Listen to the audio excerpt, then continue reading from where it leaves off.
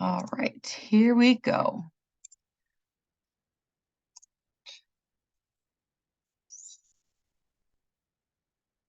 And chat. Okay. So as you can see, this is the 2023 US Open Premium.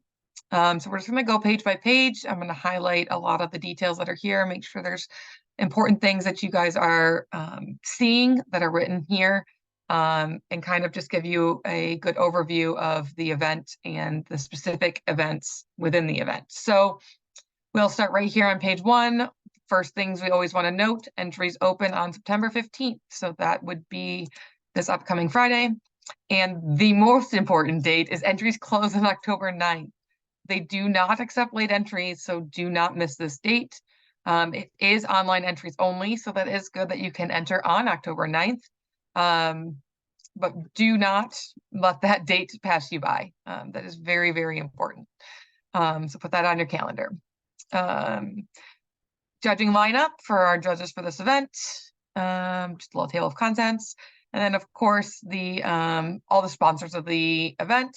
Those are always important to note. These are a lot of really helpful businesses that make this whole thing happen, so we want to make sure that we're taking the time to acknowledge them. All right, so that's page 1, just a cover page. Again, most important part, the dates right here on the top. All right, page 2. So if you are using any buys for this event, it is really important that your buy information gets emailed to this email address, not the info at UKI that we typically email the office for. It needs to go to this Gmail account for any of your buys. And if you're not familiar with the buy tracker, this is the link to the buy tracker here, which I have pulled up right here. We'll just quickly go through that. This is the buy tracker you need to fill out. As you can see, you can type in and fill it out digitally, or you can print it out and fill it out and scan it back in. They do recommend that you type it just to make sure that there is no misread information. So what you're going to do is fill this buy tracker out, save it per each dog, and email us into that email address as posted on here and on the premium. So there's a couple of different pages. The West Coast Opens in here as well, but then there's the US Open, the more important ones for this conversation, tracker here. This does spell out what does count. If there's still any questions about that, you do still have the rest of this month to get qualified, so you can still try to get some of these cues, your Master Series cues at this point. But if there's any questions about this, then you can post in the group. You can always email the office questions about this, but don't email the office the tracker. The tracker needs to go to the Gmail account. If you got a Master Series paper buy, you don't need to do anything with that. You just need to put the date that's on there right here on the Master Series page. And if that's all you have, you leave the first page blank, and you still send this whole thing in with this page filled out.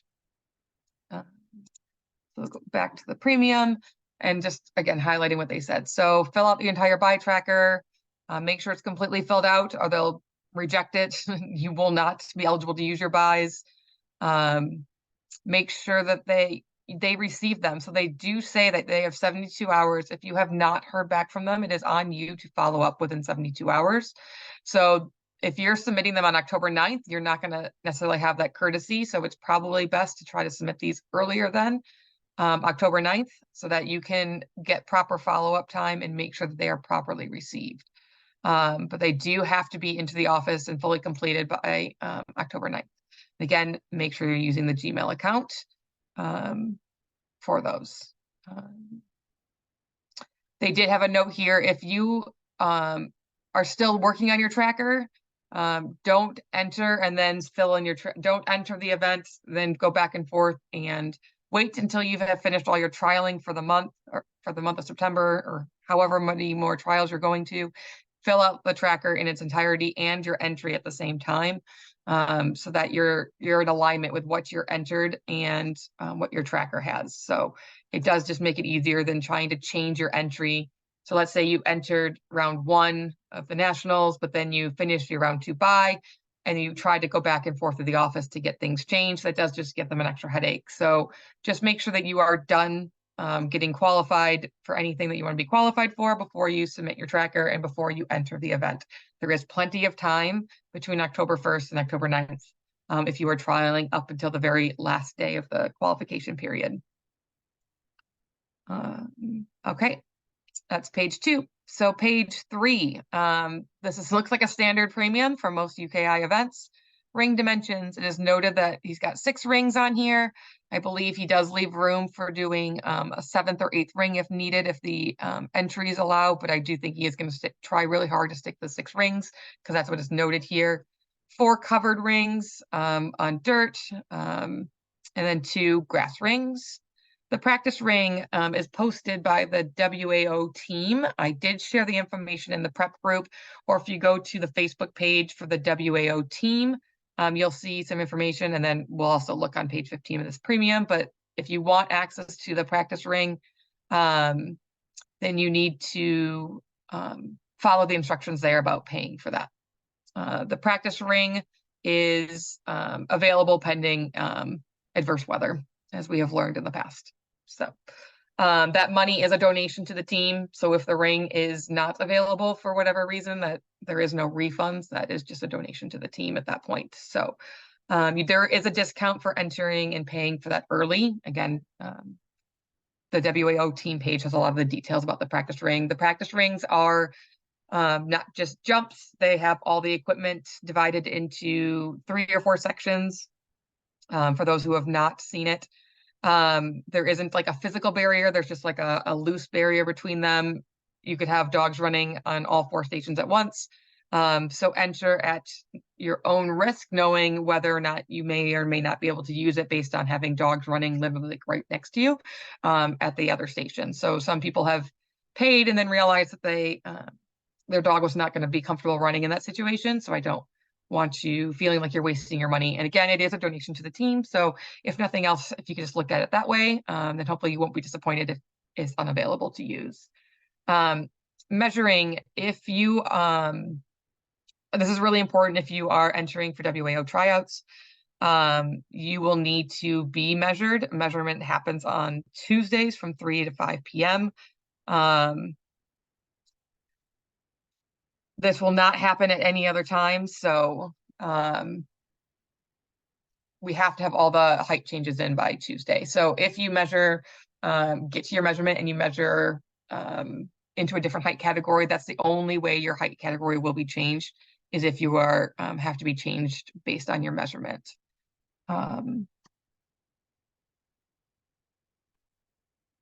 So as a note here, if you're a UKI member who has been measured at a UK trial, you do not need to be, so you have any measurement. If you've gone to a trial, the US Open is not your very first trial, which this has happened before, where the US Open has been for some young dogs. There is no really any reason to be worried about measurement unless you're trying out. If for whatever reason the US Open is your very first trial, you can bring a height card from another organization, or you can get checked in and you will get a measurement at that point. But again, that will have to be on Tuesday from 3 to 5. Vendors, there's always the need for vendors. Katie is in charge of vendors, and we always have great vendors, and there'll be a list of those published as we get closer. They will be posted to the US Open documents page, which I'll point out now because it's a really important page. If you go to the UKI website under events, US Open documents, this is where you will find all the important documents as we move in closer to the event. The premium is here.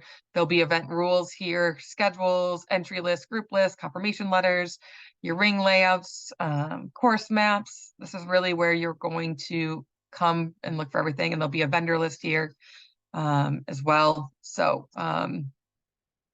this is your main source, coming here. There's a little bit about the venue, the judges on here. So make sure you frequent that page as the event moves closer. The documents page will be the source for everything. I know they also try really hard to keep everything on the US Open Facebook page. but not everyone is always on that. So just want to make sure you know that this exists. Okay, so back to the premium. T-shirts, you will get a free t-shirt per handler. If you enter at least these classes, during the online entry process, you will be asked about that shirt. And then there's, again, if you want to order additional shirts, how to do that. Crating, there are crating options. Reservations are also open for that starting on the 15th. That is through email to Tara. So there will be more information posted about that, I believe, right before then, or you'll see that online. But there is crating inside the main building, as we've done in the past, and then stalls. If you're really looking for the crating indoors by the main arena, that fills very quickly. You will want to take advantage of this opening date on September 15th. If you are have your heart set on one of those crating spots. Stalls typically don't run out. There's a lot more stalls than I think we have ever used. Though you'll still want to get in early. I don't feel like stalls have ever really filled, but that indoor crating has. So you'll want to make note of that this is an important deadline as well. Again, your typical premium information, some emergency vets, directions. RVs have already been booked. If you have questions about RVs, this is the link to go to. Here's some hotel information, but again, you can use the prep group if you have any questions about hotels, Airbnbs, and all that kind of stuff. I'm sure there's lots of people who have a lot of experience. If you're still new about finding places to stay, that can help guide you. Again, as I mentioned before, announcements will be through the Facebook page, the documents page that I just went over, and the other website page. So the entry list. So any changes, you're going to be subject to a $20 fee. So make sure you are pretty set on what you're entering. No changes after October 9th. If you're going to pay by check, this is how you pay by check. Otherwise, when you log on and register online, you can just pay with a credit card that way. There is a fee, small fee for doing it that way. So checks must be received here by October 13th. So even if you enter on October 9th, you have to be sure that your check will be there by October 13th. Otherwise, you'll have to pay a late fee for that. And then if you are paying with check, just want to make sure you note you should have the funds available in your account 4 days before the event. So questions specific to the US Open, as again, I mentioned before, go to this email address, not to the general UKI info at UK International. This is everything for the US Open needs to be filtered through the Gmail account. All right, so I'll pause there quickly for questions. Yeah, so Katie got her question answered. Isabel, is there an entry limit? There is not. This is an open event, so there is no entry limit. Greg just figures out how to make it work with all the entries that he gets. So it can be a pretty big event. It has grown each year, so we'll see what happens this year. Every year is slightly different with all the other things going on in the country and around the world about whether people travel to this or not. So it'll be interesting to see the entries this year. It's always interesting to see. All right, so page 4, the premium, this is where we get into understanding the actual events. So this is a quick overview of the events. There is more details about them. So I won't go over all the details here because I'm going to go through those as they're presented later in the premium. But this is basically outlining your costs. So as you're looking at what to enter and how much money to spend, this is your table of fees that you need to pay. And this is the tentative running order. As noted, this is subject to change based on entry, based on weather. Just be aware that if your schedule changes and you, don't plan on being there or planning on leaving early, you may or may not, get all your runs, and there is no refunds if the schedule does change. So that's typically the schedule. Checking in on Tuesday. You can still check in Wednesday. If you don't check in on Tuesday, there is always an option to check in the morning the following day for those who don't have any reason to show up on Tuesday to get checked in. There is a Wednesday check-in option that will be presented, and the times will be noted for that after the entries have been taken, and people figure out what times everything needs to start. So just a heads up for anyone traveling, you don't absolutely have to be there Tuesday. You can show up Wednesday morning and still get your proper check-in. All right, general rules. Yeah, sorry, stall setup. So crating setup, this is crating/stall. The stalls will be available to set up as well on Tuesday. General rules. So a lot of these are basic UKI rules. Some of them are event specific. So as noted, entry is open to everyone except for Master Series finals and challengers. We'll go over those in a minute.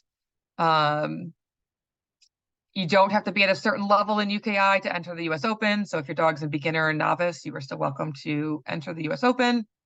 You must be a current UKI member. Your dog must compete in the same height the entire time with the same handler the entire time. If you are, as a handler, earned your buys, you have to run your dog in order to use those buys. But let's say you get injured and you still want to send your dog with somebody, you can, but you no longer can use those buys. And those decisions need to be made before October 9th. There is a strict running order in the classes. This is pretty important. So they do a random draw. And if you miss your run, failure to be at the line for your turn, this will be an elimination. They do have, cases where there's conflicts. As long as there's noted with the ring manager, things can be worked out. But if you just don't show up for your run and it's not communicated with the ring manager, they will not just fit you in. So that is important to make sure you understand your schedule and the group rotations. And we'll go through all of that as that stuff gets released coming up in front of the event. So make sure you understand the UKI rules and regulations. This is super important especially for the games. The UKI rulebook has a lot of details about, especially snooker, that have been recently added. It's really important that you peruse those before heading to the event.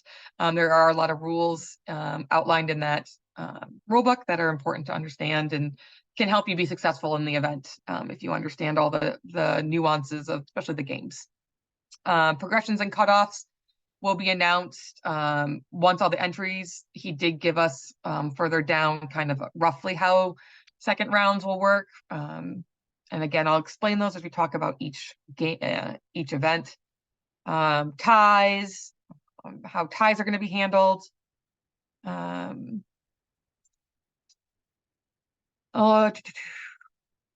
So no results from the event go towards your titles or any level progressions as noted. So you can't, if you get a clear run Master Series agility, it doesn't count towards any of your titling.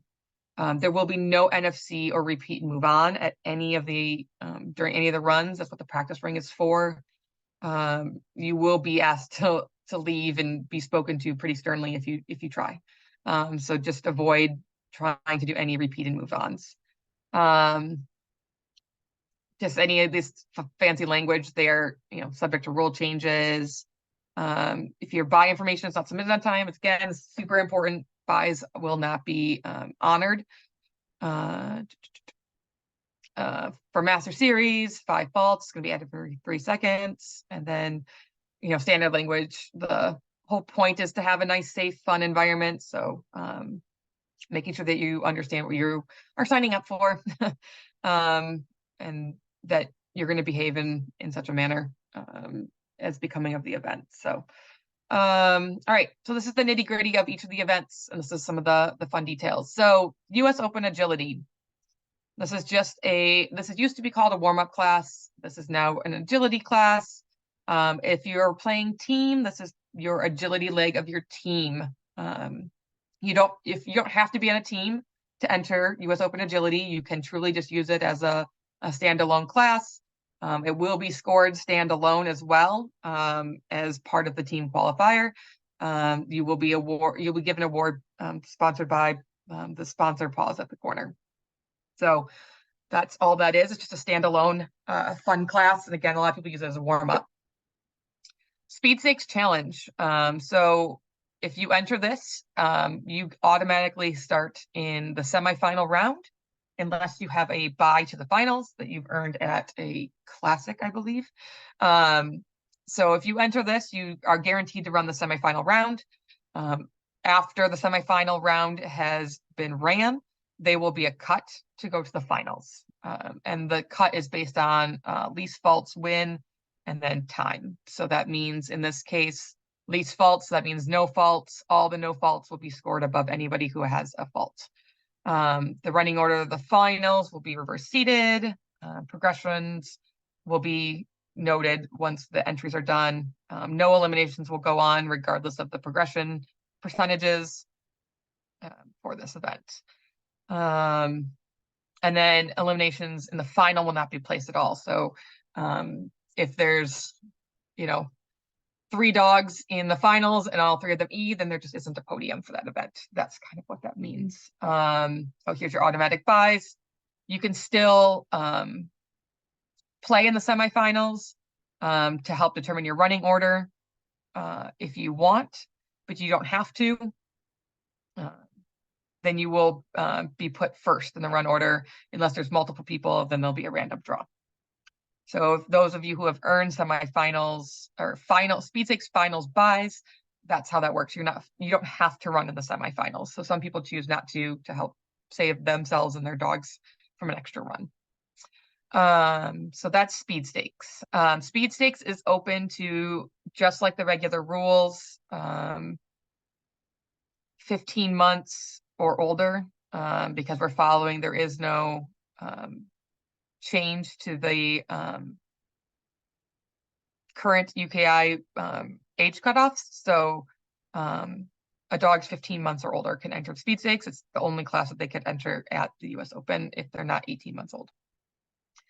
Winner takes all jumping. This is, again, like a standalone jumping. It used to be like a warm-up class. There is money involved in this one. So there's a prize fund. So the winner from each jump height gets some portion of the pot.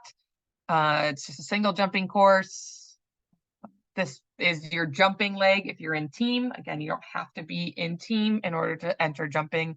And just if you enter jumping, you don't have to enter agility. If you enter agility, you don't have to enter jumping unless you are entered in team. Then you must enter in winner take all jumping and US Open agility. National Championship. This is round 1, 2, and there's round 3 or the finals. Round 1's a jumping class, round 2 and the finals are an agility class. So if you have already earned a round 2 bye, that is what the bye tracker is for, you enter round 2 semifinals directly. You don't play in round 1. If you did not complete your round 2 bye, you have to enter round 1. Some people have earned buys all the way to the finals from winning cups. They will run into the finals directly. This is a least faults progression. So dog, again, with the least amount of faults and then time. So all the cleans will go through first and then 5 faults, 10 faults, etc. So this is where, again, about the buy stuff. If you've earned your buy between October 1st and October 1st, through any of these games, you get to go to round 2. In this case, round 2 buys will not run in round 1. This is mostly because there's a time limit on how much we can get done in a single day. So round 2 you'll just go automatically to round 2. There is no benefit to running in round 1. You can't even run in round 1, even if you wanted to. Round 1 is truly just for anyone who does not have a bye. Progressing from round 2 from round 1, this one they are calling out the cut is already 50% for top 10. Eliminations do not move forward. Round 2 is a complete random draw. Progressing from round 2, this is top 8. Except for those with the automatic buys. Running orders will be reverse order. So that's kind of just the national championship. That's what that is. That is 3 rounds. Most people skip right to round 2 if they got the bye. If you don't, you run a jumping round, agility, and then another agility if you make it to the finals. All right, I'll pause there real quick if there are any questions. All right, the next event is the Games Challenge. This consists of a snooker round and a gambler's round. So everyone who enters games is guaranteed to play snooker. That is the first part of the game's challenge. If you do well enough in snooker, you will progress into the gambler's final. So the gambler's round is considered a final. So how that goes through is in snooker, it's the highest number of points, and then time is your tiebreaker. You don't actually have to quote unquote get a qualifying score in snooker, like the minimum number of points of 37, like you would to get a Q.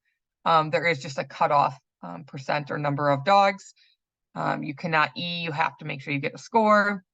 And then you'll get to play in the gambler's finals. So if you enter the games challenge, again, you're guaranteed snooker, and then you need to do well enough in snooker to progress to play gamblers. Biathlon. So this consists of a jumping round and an agility round. This is least faults. This is different from Master Series. So biathlon is scored by least faults first. So clean rounds, then 5, then 10. Everyone who enters biathlon is guaranteed to play in the jumping round. The agility round is considered your finals. So when you enter biathlon, you will be put into the jumping round. If you do well enough in jumping, you will be progressed into the agility finals for biathlon. And that's where a winner will be selected from.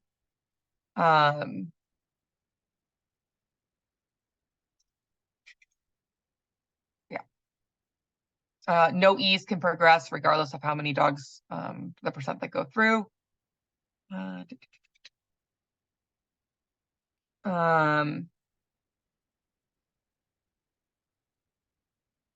So this is not a cumulative biathlon score. The scores from the agility round will be to determine the winner. So you run jumping, and then jumping allows the seeding for the agility round, and then you run agility. So it's not like a cumulative biathlon determines the winner. It's however well you do in just the agility round will determine if you win or podium for that class.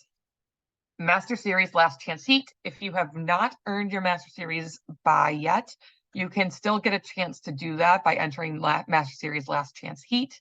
If you enter this, you will get one agility round and one jumping round, and it works just like your local Master Series. The winner of agility and the winner of jumping will get a bye, and then the cumulative winners will get a bye. So winners of each height and agility and jumping, and then first through fourth place overall in this case. So it's not just the first and second, it's first through fourth. We'll get a bye and get to play in Master Series finals. At that point, if you haven't paid for Master Series final, you will have to pay for that entry. So you will be prepared to have to pay to enter that next level if you earn your bye and move on. For this class. You can't, if you already have a bye, you still can enter Master Series Last Chance Heat. Again, a lot of people use this as a warm-up. You can enter and just get a chance to be on the equipment. There is no fault if you don't do well in Last Chance Heat. It doesn't affect you running in Master Series final. So Master Series final, you cannot enter this if you do not have your bye. They have noted they will not give you a refund. So if you earn your bye at US Open, you will have to pay for it, but don't pay for it unless you already have your bye. So how this works is it's just like a regular Master Series at a local. You will run an agility round and a jumping round, and the results will be combined to determine the winner. This one is time plus faults, so your 5 faults equals 3 seconds. Double eliminations will not be placed. There is a cash payout for this. This is a nice class to enter and do well in, because it is like Master Series at the local. If you win, you do get money, but you do get to run both rounds. This is one of the few things you're guaranteed to run both rounds. It's not progressive. So that's a fun one to enter if you want to make sure you're getting a couple runs in while you're there. The Challenger round, this is for those who have entered the National Championships round 1 or 2, and then you did not make it to the finals. So only 8 dogs from each height, or up to 8 dogs from each height, make it to the finals. And so if you are not one of those 8 dogs, you can run in the challengers round on Sunday and try to earn your way into the finals. The dog who wins the challenger round in each height gets put into the finals, and they will run first. So that's what's noted there. So that's not something you enter and pay for. That's something you just by default will be entered into if you enter the national championship. If you don't enter national championship, then you will not be eligible for challengers. And then team. This is still fairly new. This is going to be the second year they're hosting team at this event. So it's a 3-dog team, 3 separate dogs, 3 separate handlers. So you cannot have a handler double handling. And a dog has to be on a unique team. Dogs can't be on multiple teams. So the top 15 teams will get progressed to relay, and those teams come out of, again, the US Open agility class and the winner take all jumping. And then the rules about relay and the running orders, baton exchanges. You'll want to read through this if you were entering team. I'm not going to go through all these nitty-gritty details because a lot of this is just about the actual event, since it's not really in the rule book yet because it's still fairly new. There's a junior overall competition award. So if you're a junior or you're interested in helping a junior at the event, make sure you understand about the junior competition. The rookie award, this is a great award. If it's your first year at US Open, you are eligible. But you must compete in the following events: games, speed stakes, Master Series Biathlon, and National Championship. And then they will add up your scores, and they will hand you an award if you do really well as a first timer. There's also the Pinnacle Award. This is for handlers over the age of 60, and the same thing. Just make sure if you want to be eligible for this award, you enter the classes as specified: games, speed stakes, Master Series, Biathlon, and national finals. This is the example of how 2022 cutoffs worked. The games was 20% or top 6. Biathlon was 22.5%. So you can kind of understand roughly how they did it last year. Again, these numbers and percentages will change based on this year's entries and will be published after the closing date. Yes, I believe the rookie award is specific to first year at US Open. To sign up for the special awards, you must be registered for this award at the closing of the online entries. So I believe it's something you do when you enter online. I've never been eligible for one of these awards, so I don't fully know, but it looks like you must be registered for this award at the closing of the online entries. So that means when you sign up online, you probably have a box to check if you're eligible for one of these, or both. You might be eligible for both, and that would be fantastic. Scheduling and running orders. So talked a little bit about the schedule. You have to run in your order.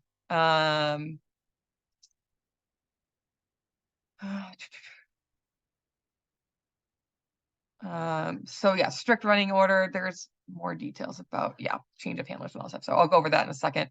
Groupings. This is a fun thing about this event. If you have somebody you are going with, you can pick a buddy to be in the same group as you.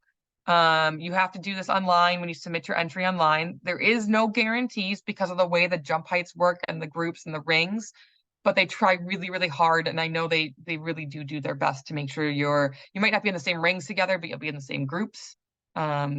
So if you really would like to be in a group with somebody, make sure you put them down.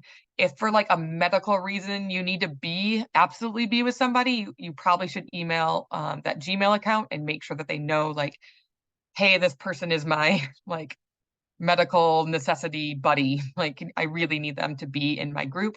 I'm sure they will work even harder for you, even though I know they try really hard for everybody, but just something to keep in mind if there is an absolute necessary. Teams aren't necessarily grouped together though. So your buddy and your team don't have to be the same person. So you can pick a buddy who's not one of your teammates, and your teammates might not be in the same group as you. So just by being on the team together doesn't mean you'll be grouped together. A team is completely separate from groupings. So just something to keep in mind. The cutoffs are universal number. The cutoff.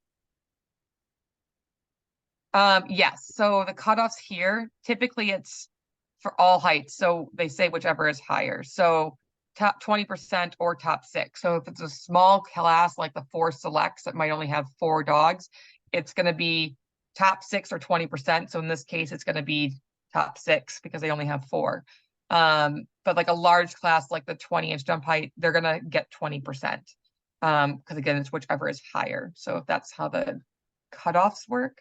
So if you think about 200 dogs in the jump height, factor in 20% is roughly how many that they take. And so you can look back at the previous events.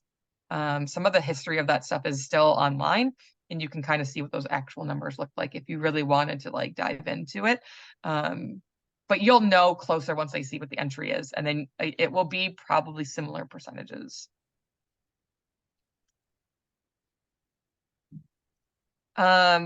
No, we don't know which heights typically walk together. So last year how we did it, it was in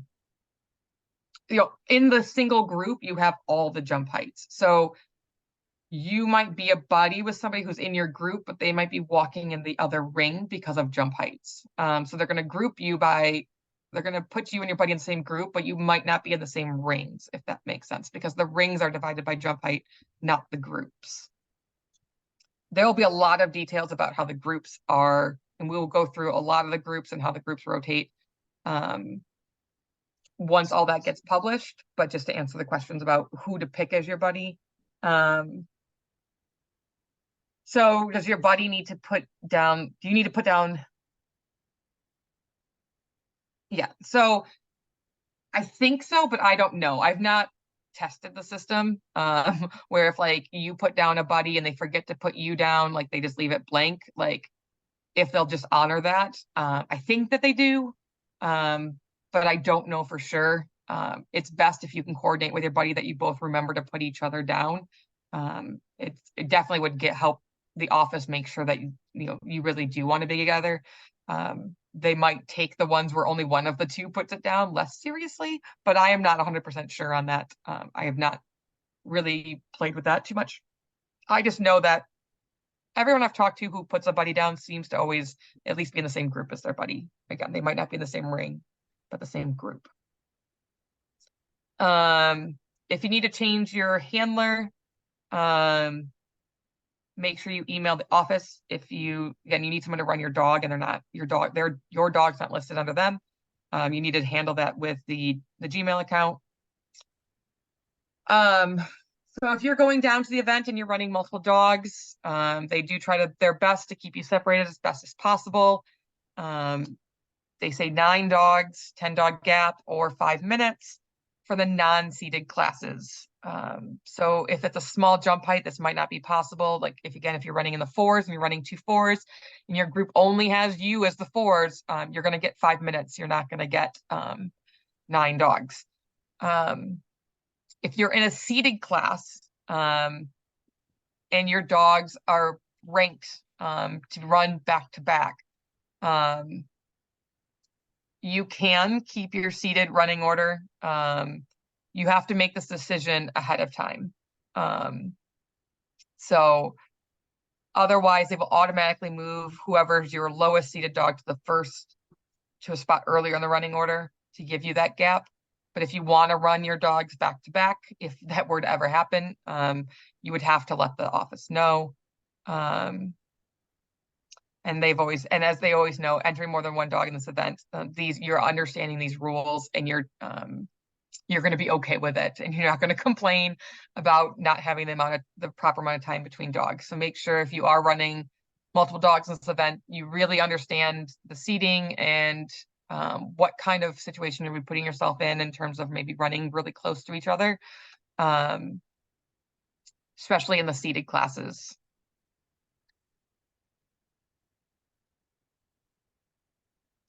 Okay, so that's page 10. I think I've answered all the questions and kept up on the chat.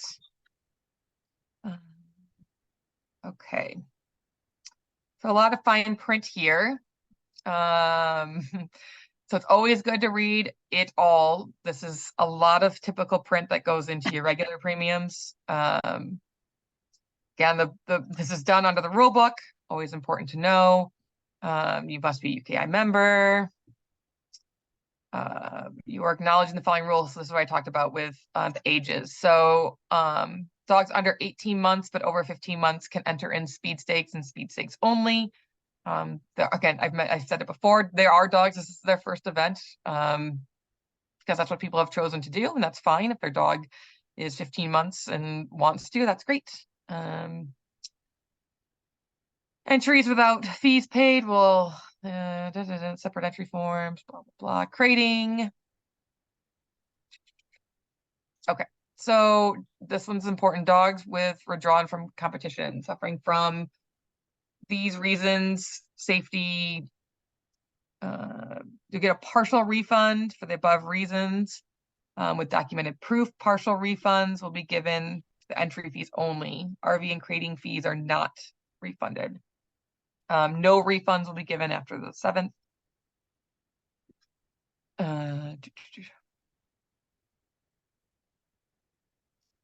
Make sure, again, any competitor whose dog, children, guests create unnecessary disturbances will be asked to leave. No refunds. No person shall carry out punitive correction or harsh act in the handling of their dog anytime on the ground. So this is important. People are watching. Four-legged straight flicks is always on. Just make sure that you are being respectful of this rule. It is important. They can substitute judges. That's what that statement is about. Right here in the middle, if they have to change judges, they can. You're entering at your risk and your dog's risk. You must clean up after your dog, just like other shows. If you were caught not cleaning up after your dog, you can be asked to leave. Return checks, $30. Media rights, again, super important. Normal fine print, rules of conduct. These are important. I know Greg takes a lot of this stuff super seriously. Dog aggression, cyberbullying, being disrespectful to other competitors, the UKI as an organization, judges, etc., whether in person or online. Any of the stuff brought to his attention, will be handled, and I know he takes this very seriously. So make sure that you fully understand the rules of conduct set forth by UKI before heading to the event. And if you are subject to anything like dog aggression, cyberbullying, that, make sure you understand the rules as well so that you can report it appropriately to the proper competition managers to make sure it doesn't continue to happen. Entries will not be accepted, changed, or altered after the closing date. Super important about that. So then you get the refund. Bitches in season may compete. A map must be used on the start line. In this case, you must notify event management at check-in if your dog is in season or might be during the event. You will not be given, it's not give a bitch in season any badge, and they will continue to run in their current running order. We will not make any changes. Pants may not be worn during the competition at this event. I thought we were having corn and sweet potatoes. All right. Sorry about that. All decisions are final. There is no video review, video challenge. If you have any questions about that, you need to go to your ring manager. A lot of that will be covered in the briefing on how to handle that. So there's that. So crating, back to the crating. So this is the form you need to fill out if you want a crating spot, and email to Tara. Again, this opens on the 15th. If you want a full stall, half stall, or a premium crating spot, the premium crating spots are in the main building outside of ring 2, around like a little mezzanine area on the ground floor.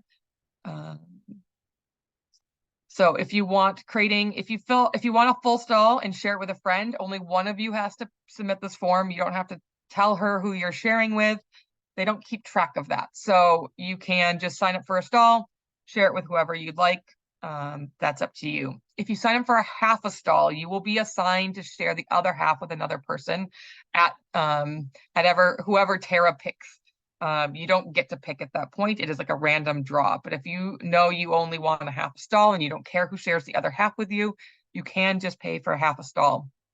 There will be a stall crating buddy little discussion in the prep group if you do want to find someone to share a stall with, so it's not so random. That is an option as well. You can meet friends that way. Everything is first email received, so if you're gonna send your emails on the 15th to get that premium crating, it'll be based on email timestamps. This is the pricing, half stalls 50, full stalls 100.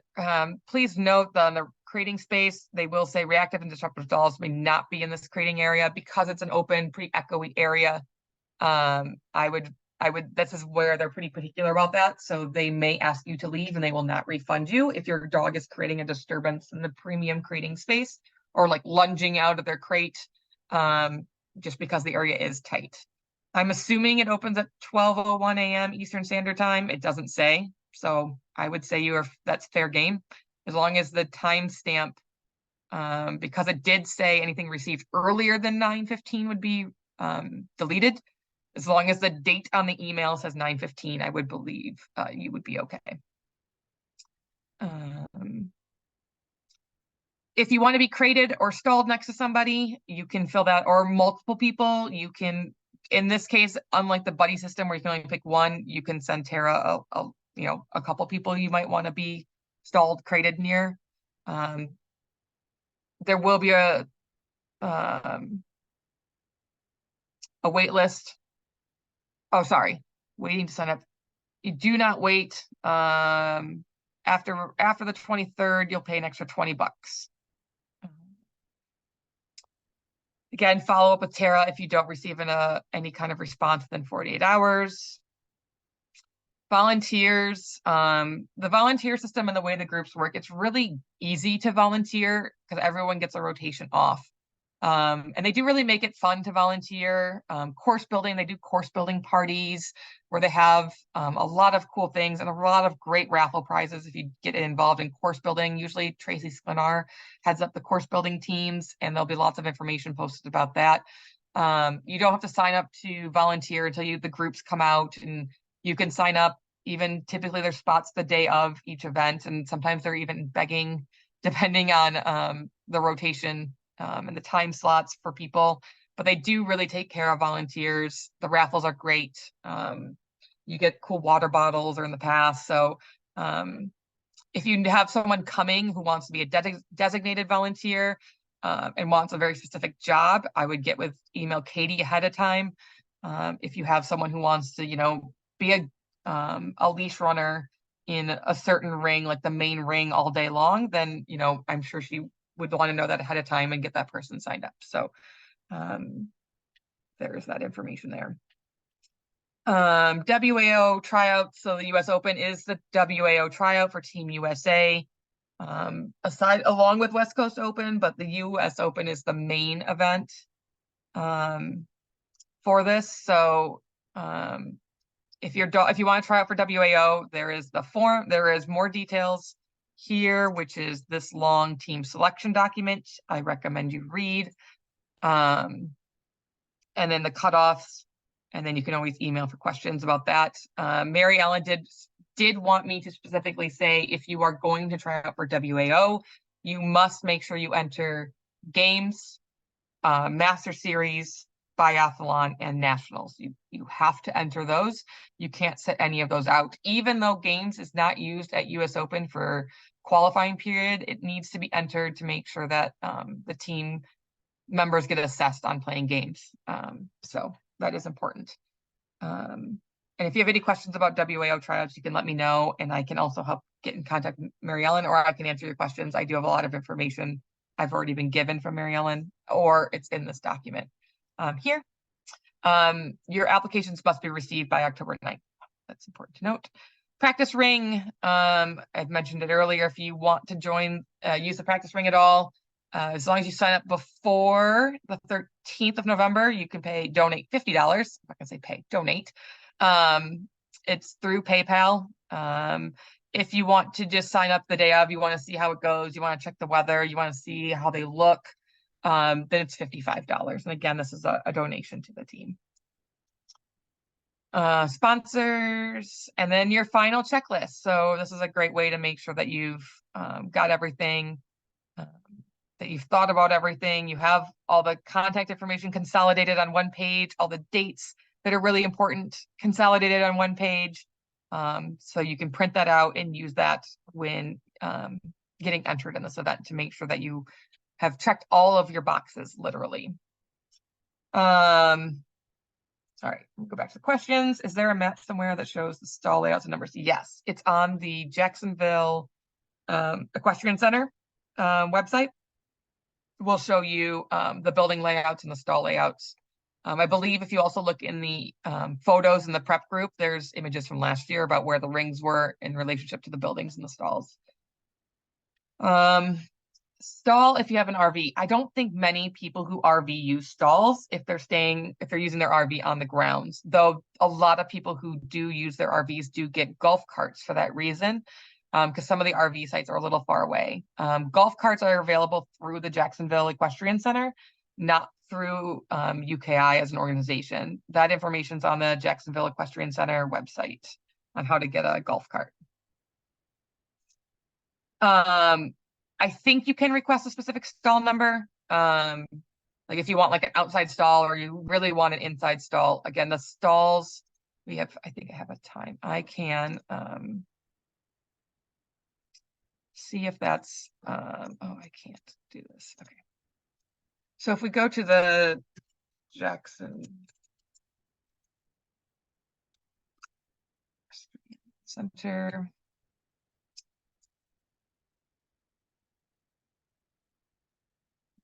facilities, maps and diagrams. Let's see, barn A is what we typically use. But now I can't get out of this.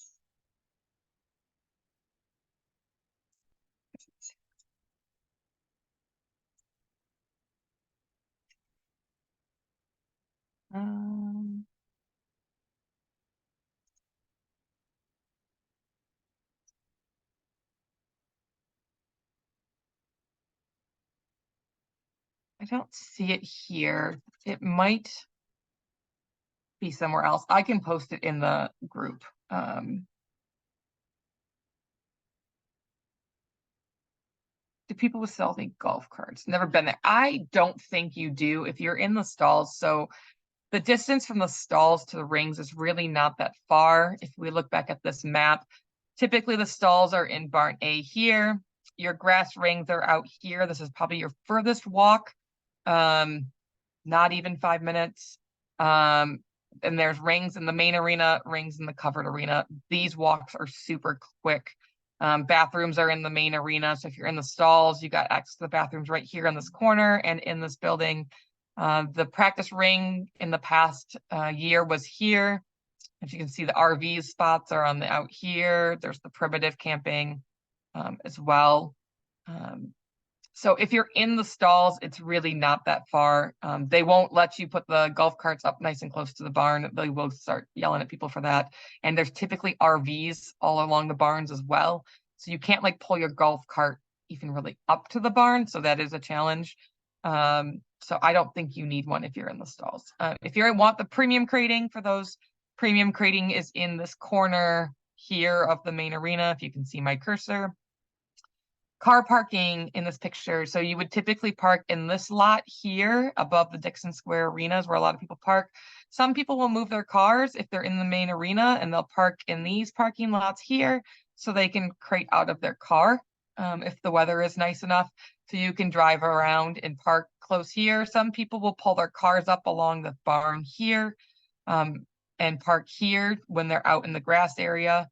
Especially when it's hot, keep the AC running. You'll see cars parked around these barns, right along the grass here on this main warm-up ring. You'll see a lot of cars parked all around this warm-up ring too. You'll see cars parked. There's just a lot of cars all over. It's quite a sight to see. All right, does anyone else have any other questions? I covered the entire premium. That was everything I had to cover tonight. I'm still here to take questions, so if anyone has Stephanie. questions. Yes. I have question on the tracking, if you can pull up the buy tracker thing. Yep. So you said, even though I'm not in, like, I don't have any buys for the UKI National Championship, I still fill out like my handler, dog name, all that on the top. Yep. And then just leave all that Yep. blank. Yep. Fill And out the top go here. to where. And Yeah. And then I have, like, for my Master Series buy, I put it there. Yep. And then do I have to send in the West Coast? I don't do that, right? Nope. From there on, you I can, don't- the rest can just stay blank. Okay. And I can leave that blank too, that Mhm. the video tracking thing. Yep.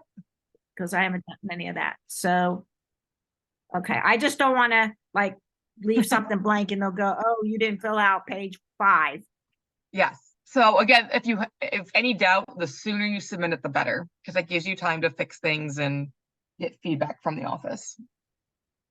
Okay. I'll send this stuff in pretty quick. I don't want to crash the website on the first day and like, so Right. I'll Yeah, no, you're fine. Buy tracker in PDF format, I believe, yeah, just saving this as a PDF or JPEG, like you can print it out and take a picture of it and submit it like as a photo if you don't have like a scanner to rescan it.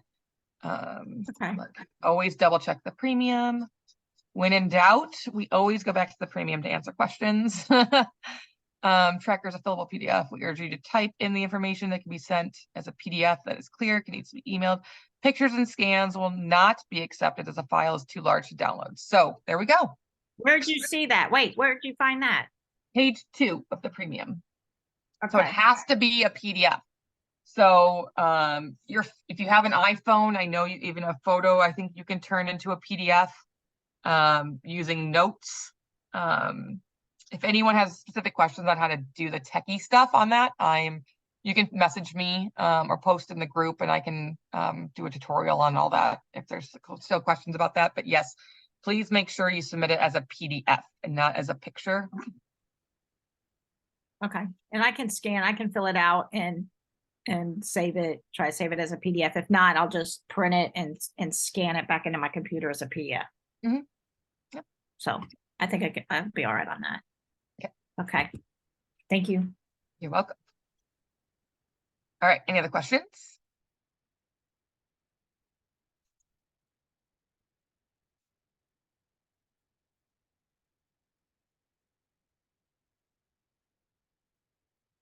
All right.